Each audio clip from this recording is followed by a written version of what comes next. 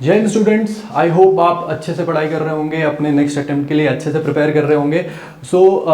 Last video में हमने discuss करा था हड़प्पन सिविलाइजेशन के कुछ इंपॉर्टेंट क्वेश्चंस, कुछ प्रीवियस ईयर्स क्वेश्चंस। नाउ इस वीडियो में हम आज डिस्कस करेंगे वैदिक कल्चर के कुछ इंपॉर्टेंट क्वेश्चंस। बिना टाइम वेस्ट के स्टार्ट करते हैं, ठीक है। तो वैदिक कल्चर का आपने अगर पढ़ा होगा तो टाइम पीरियड क्या माना जाता है? टाइम पीरियड माना जाता है आपका 1500 बिफोर क्राइस्ट से 600 बिफोर क्राइस्ट तक का माना जाता है, ठीक है। तो इसमें हम क्या क्या क्वेश्चंस कल्चर से रिलेटेड, पॉलिटिकल सिचुएशन से रिलेटेड और क्या क्या इसमें चीज़ें होती थी इंडिया में, ठीक है, उससे रिलेटेड क्वेश्चंस हम डिस्कस करते हैं आज, ठीक है। तो let's start. The first question is who was the first European to designate the Aryans as a race, ठीक है। Who was the first European to designate the Aryans as a race, ठीक है। आर्यंस को race किसने नाम दिया था? अलग से मतलब बोला था कि आर्यंस एक अलग रेस है जो बाहर से आई थी, ठीक है। तो वो किसने बोला था? आपका William Jones, H Wilson, Max Muller and General Cunningham, General Alexander Cunningham इनका नाम था। जनरल अलेक्जेंडर कनिंगम कौन थे? एक चीज बता दूं, तो इंडिया के सर्वे ऑफ इंडिया के first director general Alexander Cunningham थे, ठीक है। तो ये अब इसका आंसर की बात हम करते हैं। तो who was the first European to designate the Aryan as a race was Max Muller. तो right answer is Max Muller. Max Muller कौन थे? मैक्स मुलर एक फ्रेंच हिस्टोरियन थे जिन्होंने एक बहुत इंपॉर्टेंट थ्योरी दी थी जिसे कहते हैं आर्यन इन्वेजन थ्योरी, ठीक है। आर्यन इन्वेजन थ्योरी किससे रिलेटेड है? आर्यन इन्वेजन थ्योरी रिलेटेड है आपकी हड़प्पा के डिक्लाइन से, हड़प्पन सिविलाइजेशन और Aryan invasion Indus Valley civilisation, Aryan invasion theory, Aryan invasion theory जो कि रिलेटेड है आपके इंडस वैली सिविलाइजेशन के डिक्लाइन से, ठीक है। तो मैक्स मुलर ने बोला था आर्यंस कौन है? आर्यंस रिलेटेड है, आप आर्यंस आए थे आपका सेंट्रल एशिया से, एक जगह पड़ती है आपके एशिया माइनर, वहां से आए थे और उन्होंने इन्वेट करा था, अटैक करा था, उसके बाद वो यहाँ पे सेटल हो गए, ऐसा बोला था मैक्स मुलर ने, ठीक है। तो Aryans as a race first time बोला था मैक्स मुलर ने, ठीक है। तो Max Muller is the correct answer. जिन्होंने एक दूसरे टाइप से भी क्वेश्चन पूछा जाता है कि who gave this Aryan invasion theory, ठीक है। तो same Max Muller. Okay, so next question is the staple food of the Vedic Aryan was. The staple food जो जनरली वो लोग खाते थे, द स्टेपल फूड क्या था उनका, ठीक है। तो वैदिक आर्यंस का स्टेपल फूड था milk and its product, no rice and pulses, no vegetable and fruits, no. तो स्टेपल फूड था आपका बार्ले एंड राइस। बार्ले और राइस उनका स्टेपल फूड, मतलब जनरली वो खाते थे, ठीक है। मिल्क एंड इट्स प्रोडक्ट भी खाते थे, बस स्टेपल फूड की कैटेगरी में आपका बार्ले एंड राइस को रखा जाता है, ठीक है। चलो next question. The battle of Mahabharata is believed to have been fought at Kurukshetra for. ये बहुत इजी क्वेश्चन है, ठीक है। और बैटल ऑफ महाभारत से सब अवेयर होंगे, सब पता होगा कि क्या महाभारत क्या किससे रिलेटेड है, कौन सी क्या क्या चीज़ें इसमें होती हैं और कितने दिन तक ये लड़ी गई थी, ठीक है। तो बैटल ऑफ महाभारत लड़ी गई थी अराउंड 18 डेज, ठीक है। तो 18 डेज तक लड़ी गई थी, ठीक है। तो एक क्वेश्चन और इससे रिलेटेड आता है कि महाभारत लिखी किसने थी, ठीक है। हु रोट महाभारत, ठीक है। तो महाभारत लिखी थी वेद व्यास ने अकॉर्डिंग टू स्क्रिप्चर्स, ठीक है। तो ये आपका आता है। Next question is which one of the following stages of life of a man in Aryan society is in ascending order of age is correct, ठीक है। तो ये थोड़ा अच्छा क्वेश्चन है। तो अकॉर्डिंग टू इंस्क्रिप्शंस, तो हमारे जो आर्यन सोसाइटी और वैदिक सोसाइटी एक ही बात है। तो जो वैदिक पीपल को आर्यन रेस बोला जाता है, तो आर्यन सिविलाइजेशन भी उसको बोला जाता है, ठीक है। तो which one of the following stages of the life of a man in Aryan society is in ascending order of age is correct, ठीक है। तो हमारे स्क्रिप्चर्स में जो एंशिएंट स्क्रिप्चर्स थे उसमें एक किसी भी एक पर्सन की लाइफ को 4 डिफरेंट आश्रम्स में डिवाइड करते थे, ठीक है। तो क्या थी वो 4? उनका असेंडिंग ऑर्डर हमें अकॉर्डिंग टू एज हमें वो बताना है, ठीक है। तो ब्रह्मचर्य, गृहस्थ, वानप्रस्थ, संन्यास, गृहस्थ, ब्रह्मचर्य, वानप्रस्थ, संन्यास, ब्रह्मचर्य, वानप्रस्थ, संन्यास, और ये, ठीक है। तो इसमें हमें बताना है कि कौन सा असेंडिंग ऑर्डर में करेक्ट ऑर्डर है, ठीक है। तो फर्स्ट ऐसी बता देता हूँ कि फर्स्ट क्या है। फर्स्ट वॉज ब्रह्मचर्य, ठीक है। अब 25 करके डिवाइड करते थे एज को, ठीक है। तो फर्स्ट जो स्टेज आती थी इट वाज कॉल्ड ब्रह्मचर्य स्टेज, ठीक है। यहाँ पे किसी भी पर्सन को एजुकेशन लेनी होती थी, आपकी पढ़ाई वढ़ाई करनी होती थी, गुरुकुल में जाते थे, गुरुकुल में पढ़ाई करते थे अंडर अ टीचर, ठीक है। तो ब्रह्मचर्य फर्स्ट, सॉरी, ठीक है। तो ब्रह्मचर्य आपका यहाँ पे करता हूँ फर्स्ट नंबर 1, ठीक है, ब्रह्मचर्य था। सेकंड, ब्रह्मचर्य जब एजुकेशन कंप्लीट हो जाती है तो उसके बाद क्या करना था? उसके बाद जो सेकंड आश्रम आता था दैट वाज गृहस्थ। गृहस्थ आश्रम सेकंड आश्रम होता था, ठीक है। इसमें क्या होता था, इसमें आपको जॉब वॉब मतलब काम वाम करना होता था एंड फैमिली क्रिएट करनी होती थी, शादी वादी बच्चे बच्चे वो करना होता था, ठीक है। तो गृहस्थ वाज सेकंड आश्रम। थर्ड वाज वानप्रस्थ आश्रम, ठीक है। एंड फोर्थ वाज संन्यास आश्रम, ठीक है। अब ये है आपका 25 तक ब्रह्मचर्य, देन 25 के बाद गृहस्थ आश्रम, 50 टू क्या कहते हैं 75 एंड 75 टू 100 ईयर। तो 100 ईयर्स को ऐसे डिवाइड करते थे, 75 के बाद जहाँ तक भी चलेगा, ठीक है। तो वानप्रस्थ में क्या होता था, वानप्रस्थ में आपको सोसाइटी के लिए फैमिली कंप्लीट हो गई, ठीक है। फैमिली कंप्लीट हो गई, आपने खुद भी काम कर लिया, फैमिली क्रिएट कर दी, फैमिली को भी आपने क्या बोलते हैं स्टेबल कर लिया, बच्चों को स्टेबल कर लिया। अब क्या करना है, अब सोसाइटी के लिए काम करना है, जो भी आपने कमाया है, जो भी आपने सोसाइटी से कमाया है वो आपको वापस देना है, ठीक है। तो वानप्रस्थ देन संन्यास। संन्यास में क्या हो गया, सब कुछ कर लिया, सोसाइटी के लिए काम कर लिया, अब हमने क्या करना है, भक्ति मार्ग पे चलना है, संन्यास, ठीक है। अब भक्ति वगैरह करना है, 4 धाम की यात्रा, वो सारी चीज़ें करनी है, तीर्थ यात्रा एंड ऑल, संन्यास वगैरह, भक्ति करनी है। तो ये आपका करेक्ट सीक्वेंस रहेगा according to age, ascending order, Brahmacharya, Grihastha, Vanaprastha and Sannyasa, ठीक है। So this is the correct answer. Next question is Who among the following wrote Sanskrit grammar, ठीक है। Who among the following wrote Sanskrit grammar. अब एक और चीज बता दो, संस्कृत ग्रामर वर्ल्ड की किसी भी लैंग्वेज की फर्स्ट ग्रामर मानी जाती है, ठीक है। जो कि किसने लिखी थी, Kalidasa no, Charaka no, Panini and Aryabhata no, ठीक है। तो करेक्ट आंसर इज पाणिनि, ठीक है। पाणिनि ने एक बुक लिखी थी जिसका नाम है अष्टाध्यायी, अष्टाध्यायी,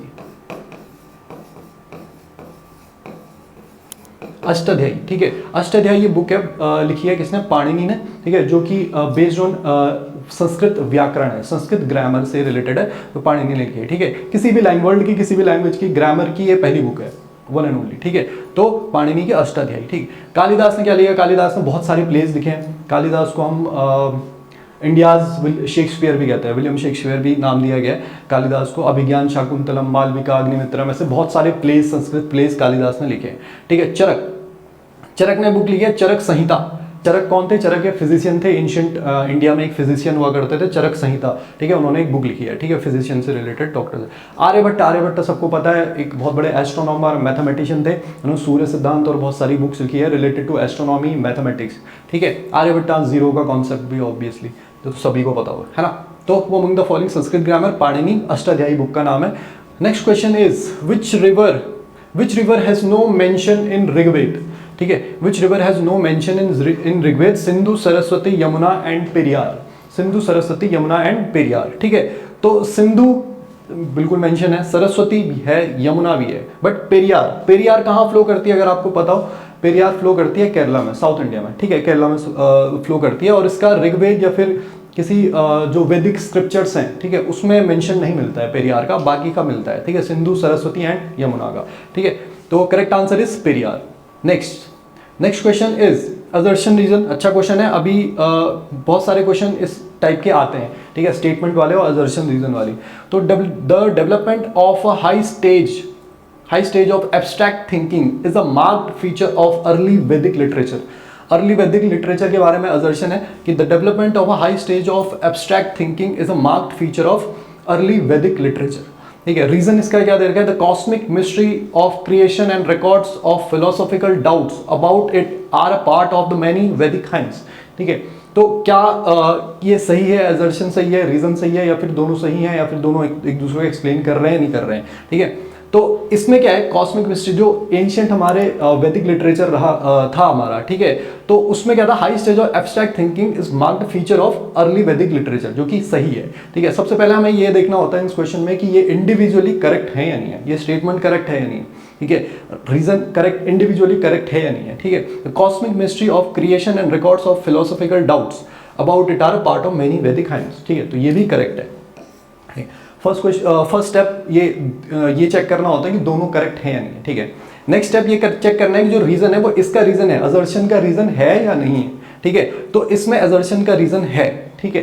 तो cosmic mystery of creation and records of philosophical doubts about it are a part of many Vedic hymn, तो both correct and R is a correct explanation of A, ठीक है। तो both A and R are true and R is a correct explanation of A, ठीक है। So A is the correct answer, ठीक। ठीक है। Next question is which of the following is the major impact of वैदिक culture on Indian history. Indian history में वैदिक culture का एक बहुत बड़ा इंपैक्ट क्या पड़ा होगा, ठीक है, पूरी क्या बोलते हैं इंडियन हिस्ट्री पे जो अभी तक है, ठीक है, आपका वैदिक कल्चर के बाद जो टाइम पीरियड आया और अभी तक क्या इनमें से कौन सा ये क्या बोलते हैं इम्पैक्ट रहा है वैदिक कल्चर का, ठीक है। Progress of philosophy, development of culture, rigidification of caste system, perception of new world, ठीक है, ये सारे के सारे वैदिक फिलोसफी रहा है, वैदिक कल्चर से निकल के आई ये चीज़ें। प्रोग्रेस ऑफ फिलोसफी है, बिल्कुल है, फिलोसफी काफ़ी ज़्यादा एडवांस थी उस लेवल पे वैदिक टाइम पीरियड पे। डेवलपमेंट ऑफ कल्चर, भी कल्चर भी डेवलप हुआ है। Rigidification of caste system and perception of new world, ठीक है। तो इसमें जो करेक्ट आंसर रहेगा आपका वो रहेगा option C, rigidification of caste system. Vedic culture के बाद क्या होता है, आपको कास्ट सिस्टम अगर आपने वैदिक कल्चर पढ़ा तो आपको पता होगा कि initially caste system was based on occupation, ठीक है, कास्ट नहीं होता था, कास्ट वर्ड यूज नहीं होता था, इट वाज वर्ण सिस्टम, ठीक है। कास्ट बहुत नया वर्ड है, अगर हम इंडियन हिस्ट्री के कॉन्टेक्स्ट में बात करें तो कास्ट बहुत नया वर्ड है। पहले वर्ण सिस्टम हुआ करता था, 4 वर्ण थे, ब्राह्मण, क्षत्रिय, वैश्य एंड शूद्र, ठीक है। और ये जो डिवाइड होते थे आप, ये मिलता था आपका बेस्ड ऑन ऑक्यूपेशन। अगर कोई, मैं पढ़ा रहा हूँ तो मैं ब्राह्मण हूँ, ठीक है, पढ़ा रहा हूँ या फिर वेद वगैरह से रिलेटेड हूँ तो मैं ब्राह्मण हूँ। अगर मैं आर्मी वगैरह, मिलिट्री वगैरह में चला गया तो मैं क्षत्रिय हूँ, ठीक है। अगर मैं बिजनेस कर रहा हूँ तो मैं वैश्य हूँ। अगर मैं और काम कर रहा हूँ सोसाइटी के क्लीनलीनेस वगैरह वगैरह और गाय भैंस पालना, वो सारे काम कर रहा हूँ तो मैं शूद्र हूँ, ठीक है। और इसमें कुछ ऊंच नीच वाला नहीं था, वो बस सोसाइटी में एक डिवीजन टाइप का था। मतलब डिवीजन वैसा डिवीजन नहीं कि आप कोई छुआछूत हो गया, कोई लोअर कास्ट कोई अपर कास्ट, ऐसा नहीं था। बाद में ये चीजें हुई। तो रिजिडिफिकेशन ऑफ कास्ट सिस्टम हो गया लेटर वैदिक पीरियड और उसके बाद, ठीक है। अर्ली वैदिक पीरियड में ऐसा नहीं था, लेटर वैदिक पीरियड में होता है और उसके बाद वो काफी रिजिड हो जाता है और जो अभी तक चल रहा है, ठीक है। तो correct will be rigidification of caste system, ठीक है। Next is in which language was the Shrimad Bhagavad Gita originally written, ठीक है। तो भगवद गीता कौन सी लैंग्वेज में ओरिजिनली लिखी गई थी, ठीक है। तो लिखी गई थी संस्कृत में। जितने भी स्क्रिप्चर्स उस टाइम के जो वैदिक लिटरेचर जो लिखा गया है, मोस्ट ऑफ द वैदिक लिटरेचर लिखा गया आपका संस्कृत में।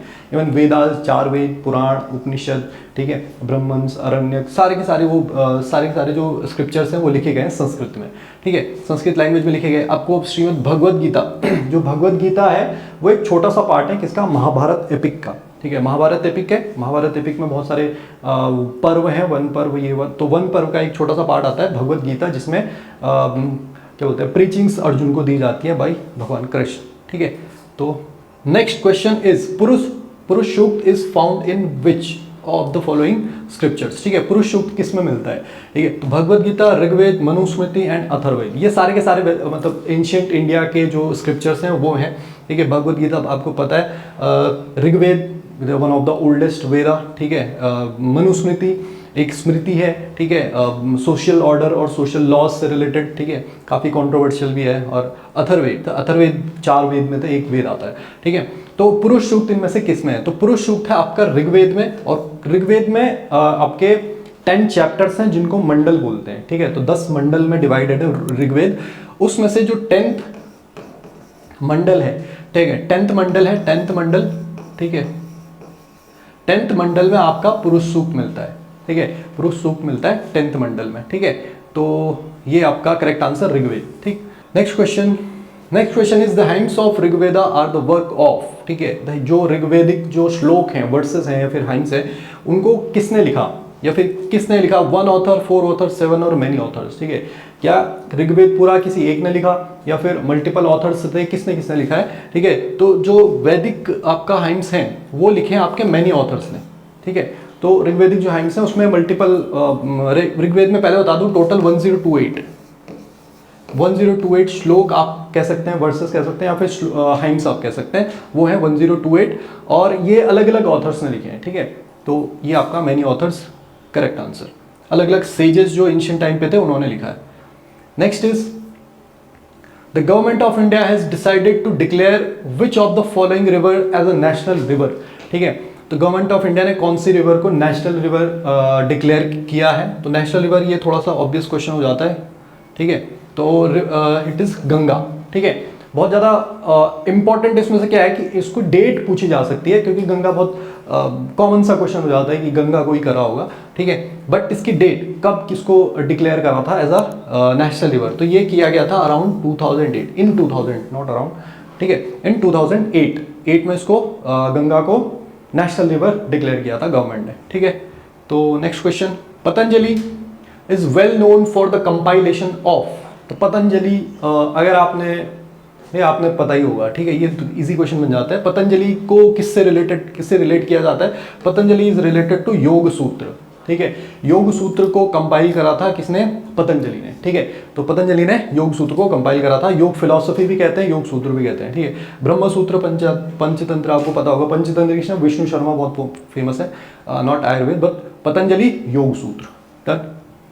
नेक्स्ट क्वेश्चन, तो moving on to next question is the god who is the most prominent in Rigveda, ठीक है, ऋग्वेद में जो मोस्ट प्रोमिनेंट गॉड है, सबसे ज्यादा बार जिसको मेंशन किया गया वो कौन से हैं? इंद्र, अग्नि, पशुपति एंड विष्णु, ठीक है। So the most prominent god of Vedic time period and in Rigveda was Indra, ठीक है, तो देवराज इंद्र थे, ठीक है, उनको माना जाता था सबसे ज्यादा प्रोमिनेंट, ठीक है।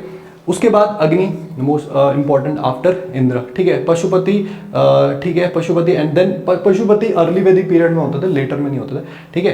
तो मोस्ट इंपॉर्टेंट इंद्र एंड अग्नि, मोस्ट इंपॉर्टेंट इंद्र देन अग्नि, ठीक है, सबसे ज्यादा बार जो मेंशन मिलता है वो मिलता है इंद्र का, ठीक है। तो करेक्ट आंसर इज ए, ठीक। Next, the Rigvedic God Varuna was harbinger of peace, destroyer of force, guardian of the cosmic order, God of prosperity, ठीक है। इसमें ऑप्शंस की जो लैंग्वेज है उससे हो सकता है टफ हो जाए थोड़ा सा, ठीक है। तो ऋग्वेदिक गॉड जो वरुणा थे वो किसके गॉड थे? डिस्ट्रॉयर, क्या बोला जाता था उनको? Destroyer of force, harbinger of peace, guardian of cosmic order और गॉड ऑफ प्रोस्पेरिटी। तो correct answer will be guardian of, ठीक है, the guardian of cosmic order, ठीक है। तो गार्डियन ऑफ कॉस्मिक ऑर्डर ये आपका गॉड वरुणा थे, ऋग्वेदिक गॉड थे वरुणा, ठीक है। नेक्स्ट, हाँ, तो ये अच्छा क्वेश्चन है। निवि, परिधान एंड अधिवासा, ठीक है, वर्द क्या थे ये? निवि, परिधान और अधिवास क्या थे? ठीक है, different type of garments of Aryans, government officials of the Aryan kings, tribal people of ancient India, Indians, musical instrument of ancient Indians, ठीक है। तो ये क्या थे? निवि, परिधान एंड अधिवास। अगर आपकी हिंदी अच्छी है तो आप इस वर्ड से आप गेस कर सकते हो कि ये क्या क्या है। परिधान मीन्स कपड़े, ठीक है, तो निवि, परिधान और अधिवास क्या थे? ये थे आपके different types of garments of Aryans, ठीक है। परिधान अगर आप पता है तो इजीली कर लोगे, बट नहीं पता है तो फिर थोड़ा टफ हो सकता है। निवि, परिधान एंड अधिवास क्या थे? कपड़े थे। निवि क्या था? निवि आपका लोअर, आप बोल सकते हो लोअर बॉडी में पैंट या फिर जो भी धोती बोलते हैं, नॉट पैंट, ठीक है, धोती और वो जो लपेटते थे पहले आर्यंस, ठीक है, धोती बोल सकते हैं, ठीक है। परिधान क्या था? परिधान आपको जो ऊपर रैप करते थे, ठीक है, उसे परिधान कहते थे। अधिवास, अधिवास ऑल्सो एक अंग वस्त्र टाइप का होता था। आपने अगर किसी टीवी शोज वगैरह में देखा है, रामायण महाभारत, तो एक कपड़ा ऐसे लपेटा रखा जाता था कंधे पे, शोल्डर के ऊपर, तो इट वाज अधिवास, ठीक है। तो correct answer different types of garments of Aryans, ठीक है। Next question is Panini, the first grammarian of Sanskrit language. इस पे अभी बात हो चुकी है। Language in India lived during the, ठीक है, पाणिनि थे, उनका टाइम पीरियड क्या था? कौन से टाइम पीरियड में वो थे उनका माना जाता है? कौन सा टाइम पीरियड माना जाता है? ठीक है, तो कौन सा टाइम पीरियड माना जाता है? उनका माना जाता है 6th to 5th century before Christ. 6th to 5th century before Christ इनका टाइम पीरियड माना जाता है, ठीक है। पाणिनि कौन सी बुक लिखी थी? अभी बताया था, अष्टाध्यायी, ठीक है। बुक्स का नाम, बुक्स एंड ऑथर काफी पूछे जाते हैं एंशिएंट इंडिया से, ठीक है। नेक्स्ट, द वर्ड सत्यमेव जयते is in the state emblem of India have been adopted from which of the following, ठीक है। जो इंडिया का स्टेट एम्बलम है आपने देखा होगा, ठीक है, तो उसमें सत्यमेव जयते लिखा होता है, सत्यमेव जयते लिखा होता है। तो वो कहाँ, कौन से इनमें से कौन से आपके स्क्रिप्चर से लिया गया है? ठीक है, मुंडक उपनिषद, ब्रह्म उपनिषद, मुद्गल उपनिषद एंड मैत्रेयी उपनिषद, ठीक है। तो आपका वो लिया गया है आपका मुंडक उपनिषद से, ठीक है। मुंडक उपनिषद से ये सत्यमेव जयते लेके आपके नेशनल एम्बलम में लिखा गया है, ठीक है। तो next, Upanishads are a book on, Upanishads किसके ऊपर बेस्ड बुक है? अब रिलीजियस बुक है या फिर योग से रिलेटेड है, लॉ से रिलेटेड है और फिलोसफी से रिलेटेड है, ठीक है। तो उपनिषद्स आपका ना तो रिलीजियस बुक्स हैं, ना तो योग से रिलेटेड है, ना ही लॉ से रिलेटेड है। तो Upanishads are related to philosophy, ठीक है। फिलोसफिकल इसमें सारी चीजें होती हैं, ठीक है। कॉन्टेक्स्ट और रेफरेंस हो सकता है, रिलीजियस हो, कोई स्टोरी हो, बट इसका जो मेन कंटेंट है, मेन जो सब्जेक्ट मैटर है वो है आपका फिलोसफी, ठीक है। मेन जो टॉपिक है वो फिलोसफी से रिलेटेड है, ठीक है। नेक्स्ट, तो लास्ट क्वेश्चन रहेगा, 20th क्वेश्चन लास्ट, ठीक है। तो last question is the expounder of योग फिलोसफी वाज, योग फिलोसफी किसने दी थी, ये क्वेश्चन अभी हो चुका है, ठीक है। तो इस तरीके से भी ये पूछा जा सकता है, योग फिलोसफी किसने दी थी, योग philosophy was given by Patanjali, ठीक है। इजी क्वेश्चन नहीं वाला, पतंजलि योग फिलोसफी दी थी, ठीक है, पतंजलि ने, ठीक है। तो ये आपके थे आज के 20 क्वेश्चंस, ठीक है। तो आई होप आपको कुछ क्वेश्चंस इजी लगे होंगे, कुछ क्वेश्चन मॉडरेट लगे होंगे, एक दो क्वेश्चन टफ भी थे, ठीक है। अभी एकदम से लेवल नहीं बढ़ा रहे क्योंकि हो सकता है कोई फर्स्ट टाइम पढ़ रहा हो, 12th में क्या होता है एनडीए के लिए, अभी जो 11th या 12th क्लास वाले जो प्रिपेयर कर रहे हो, या फिर अभी किसी ने 12th पास करा हो साइंस वाले, उनके लिए हो सकता है टफ लगे, इसलिए ईजी टू मॉडरेट क्वेश्चन रखें, इसके बाद धीरे धीरे लेवल को बढ़ाया जाएगा, ठीक है। तो ये थे आपके 20 क्वेश्चन वैदिक कल्चर से। इसके बाद हम महाजनपदास करेंगे, नेक्स्ट टॉपिक रहेगा हमारा महाजनपदास। तो तब तक के लिए प्रिपरेशन करते रहिए। Thank you so much and जय हिंद।